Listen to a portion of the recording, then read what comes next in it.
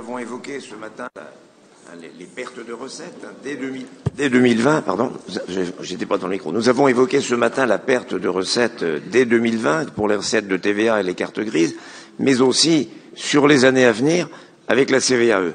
Ce qui montre bien au passage que ces recettes ne garantissent pas notre autonomie fiscale puisque nous ne les maîtrisons pas.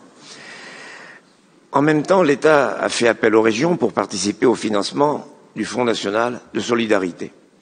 Dans la DMA, vous demandez déjà à l'État, je vous cite, de la manière la plus forte, un complément de recettes pour compenser les pertes considérables de recettes effectives dès 2020 et annoncées pour 2021.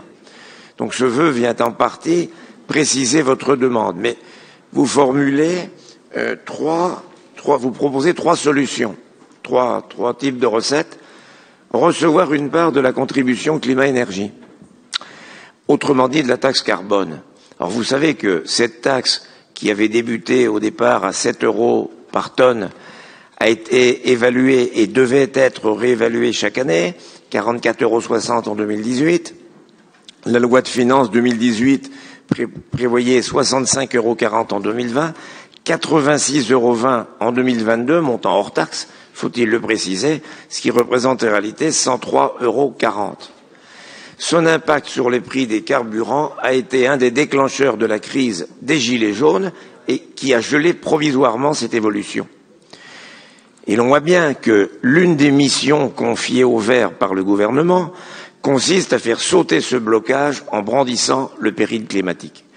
Il est évident que l'État ne donnera pas aux régions une part de cette taxe carbone, pour l'appeler par son nom, sans la faire repartir à la hausse, et nous y sommes bien sûr opposés.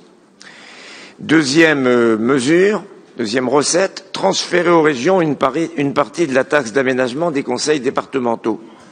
Ça veut dire, en gros, déshabiller Paul pour habiller Pierre. Qu'en pensent les départements, confrontés eux-mêmes aux mêmes difficultés financières et en plus à l'explosion des aides sociales liées à la situation que nous traversons. Enfin, le versement transport, troisième proposition, qui au passage devient versement mobilité au 1er janvier prochain. C'est ce que vous proposez, c'est une charge supplémentaire pour des entreprises déjà fragilisées. Elle était versée aujourd'hui par les entreprises de 11 salariés et plus pour les transports urbains, perçus par les intercommunalités qui ont pris cette compétence, alors même que certaines communes éloignées des villes-centres ne bénéficient pas, et de loin, du même niveau de service.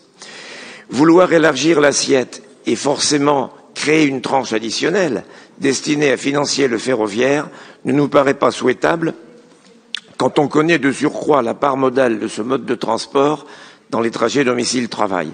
Les employeurs contribuent déjà, selon les cas et les conventions collectives bien sûr, sous la forme d'une prise en charge partielle des abonnements SNCF ou Rémi, etc. Par conséquent, si nous soutenons votre demande à l'État d'une compensation des pertes de recettes, nous ne sommes pas d'accord pour les pistes qui sont choisies, qui reviennent, encore une fois, à une augmentation de la fiscalité. Je vous remercie.